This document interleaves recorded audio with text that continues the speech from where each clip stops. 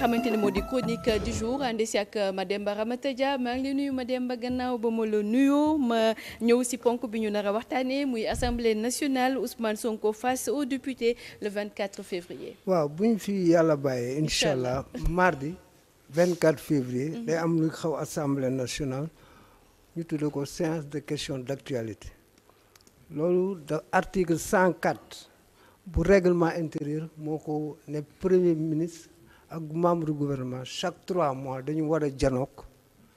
député yi ñu waxtaan ci li nga xam ne moo ñu ñor ci jamono boobu booy fàttaliku dernier séance bi mi nga amoon le 28 novembre boo xoolee le 28 novembre ak léegi le 28 bii lay am 3 mois donc il est dans les délais léegi nag il fera face aux députés léegi jàpp naa ne séance bu am solo la parce que sunum réew aussi dafa bari ay questions yoo xam ne wax dëgg yàlla war nañ ko mën teg ci table bi parce que crise yi bari nañu benn bi ci xaw ci jamono yi mooy ce que j'appelle la crise des mœurs waaw mooy affaire homosexualité ak yeneen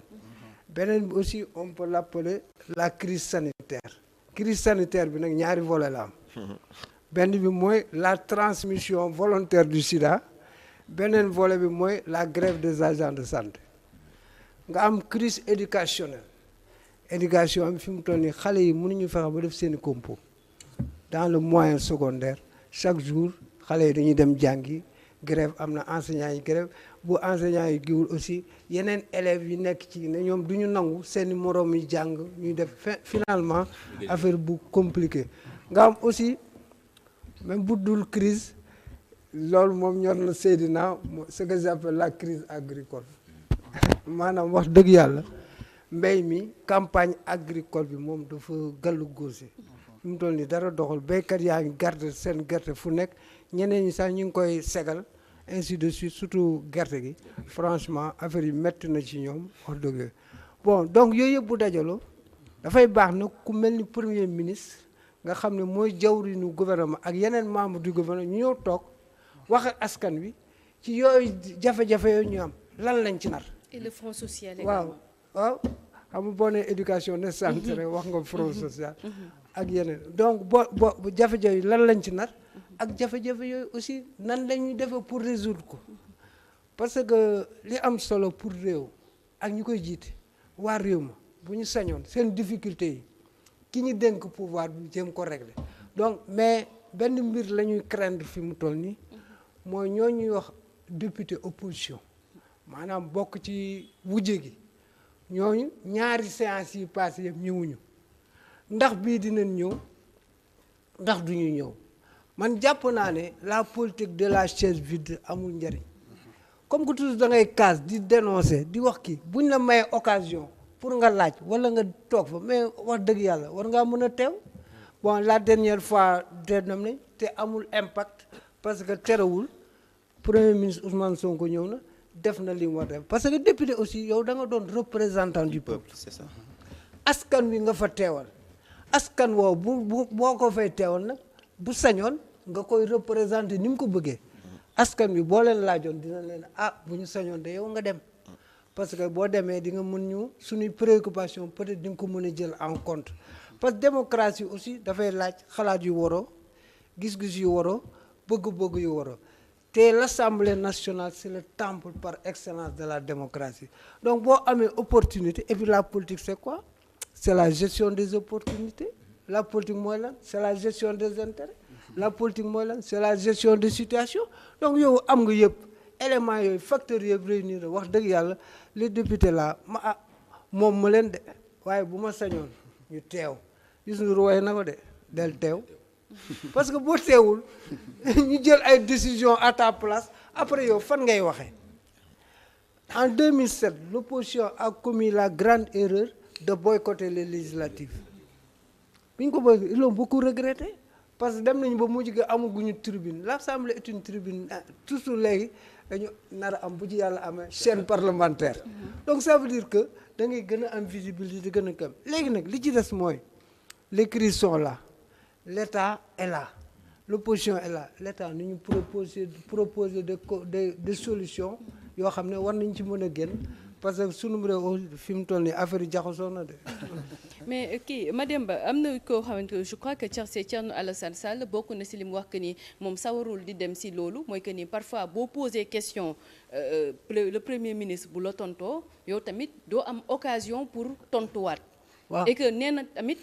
ni mu leen di tontoo ak façon bi nga xamante ne moom la leen di tontoo du tontu boobu moom la ñu war a tontu kilifa tamit. waaw xam nga àddina. boo ci nekkee da ngay nangu li am. parce que règlement intérieur bi moo bindee noonu. effectivement la majorité est toujours favorisée. moo tax gars yi di ñafe pour am majorité. une majorité ça sert à quoi ça sert à gouverner. règlement intérieur bi noonu la bindoo. mënuñu ko changer fi mu toll nii noonu la bindoo temps wu ñii bi nekkee ci opposition bi il subissait la même chose. loolu lañ doon wax àddina moo dem loolu da ngay nangu mais boo amee opportunité quel que soit lu mu ndaw na mais saisir ko après nga wax li ngay wax même buñ la toon nit ñi dañ xam ne xam ne yow sa préoccupation mooy li préoccupation askan bi aussi te règlement intérieur majorité li muy mën a am ci assemblée en terme de temps mënoo ko am en terme de parole aussi mënoo ko am en termes de députés qui interviennent aussi mënoo ko am en termes de règles de jeu aussi li muy am toujours dañ koy gouverner mooy loolu gis nga démocratie foofu la amee paradoxe la démocratie c'est le gouvernement de la majorité même si la majorité n'a pas raison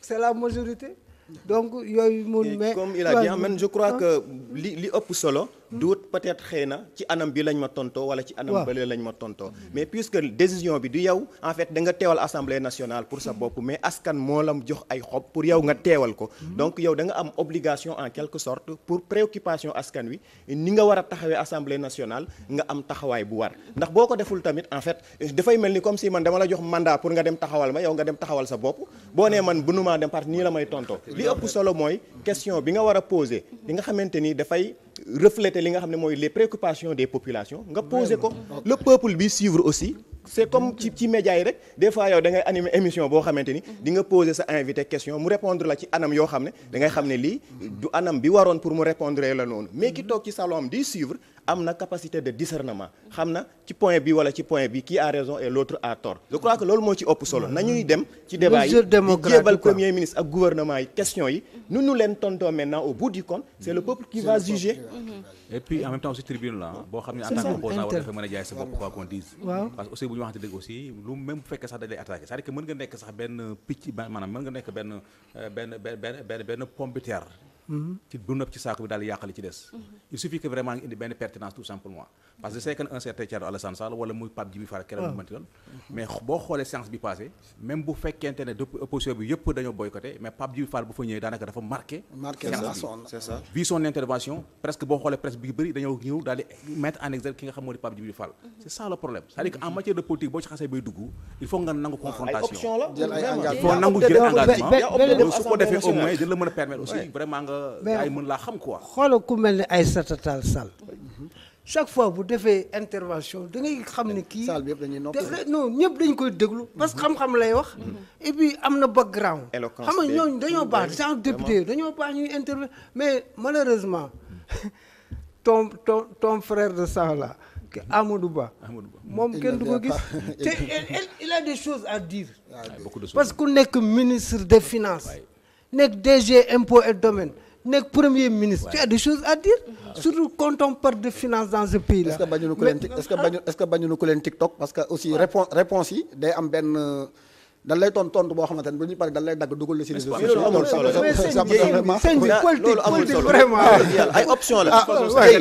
gars yi dañ lay kii rek même exemple laa lay jox Pape Djibril Fall ci médias yi ñuy wax yëpp à chaque fois da ngay gis seen intervention yi ci médias yi ñu koy def ci TikTok mais yow ay option la yow yaa opté ne man damay dem assemblée nationale représenter sama askan man sax c'est des options qu'il faut assumer quoi ñu teg ay mesures yoo xamante ne peut-être dañuy sanctionner député bi nga xam ne day absenté parce que tamit mënuñu la ñu lay fay sunu xaalis nga war a dem teewal Sénégalais yi ngay absent man peut-être benn ñaan man laay ñaan mooy le ministre Ibrahima Sy le ministre de la santé obligatoirement c'est mon avis dafa war a dem toog ci assemblée ba bu Sonko waxee ba pare après moom muy wax après moom dafa war a toog gars yi gisuñu ko wax dëgg yàlla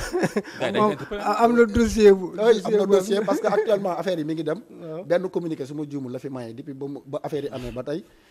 ça touche des enfants mu nekk feebar boo xamante ne journaliste yi sax dañ koo catalogué léegi dañuy wax première vague deuxième vague troisième vague mu mel ni daf ñoo yóbbuwaat ci Covid 19 donc ça devient très grave donc bon je pense qu'il doit obligatoirement être présent répondre en tout cas aux questions des députés ak wax ñu yan mesures lay jël pour que ñu arrêter chaîne de kii bi ni transmission voilà. Mademba ma bàyyi la nga daaneel. waaye di daaneel rek ci ñaan yàlla suñu borom wàcce jàmm ci réew mi suturaal ñëpp ba xéwal yi gën a ensuite difficulté yi Sénégalais confronté ñaan yàlla suñu borom teggil leen ko. sànq dama la ko doon bëgg a laaj Seydina nga même une minute muy tey jii Sénégal bu demoon tey ne day décider boycotter les produits marocains tey jii ban impact lay am sur l'économie marocaine. non ça sera un impact grand parce que marocains yi li ñu fi am en termes d'entreprise ak banque ak yeneen ak yeneen ñoom li ñuy am ci suñu réew ñun amuñu ko seen réew. ak seen médecine bi la relation est disproportionnée ñoom li ñu fi am wax dëgg yàlla dégg léegi nag man jàpp naa ne on peut par exemple le ramadan yi c'est une période de clémence mën nga demander le roi na ko mu dawal yërmande clémence beneen bi aussi la coopération judiciaire qui nous lie avec le Maroc mën nañu permettre ñu jël suñu prisonniers indi leen fii donc yooyu yëpp ñu purger même si ñu purger fii quoi donc ça veut dire que il y a des choses mais daal en tout cas taxawaay bi war nañ ci gën a taxaw quoi. man instant dootuma lekk teegum orange Maroc. seen médecin yi leen di gën a faj fii lañ leen di former gis à l'université je vais vous raconter may ma rek une anecdote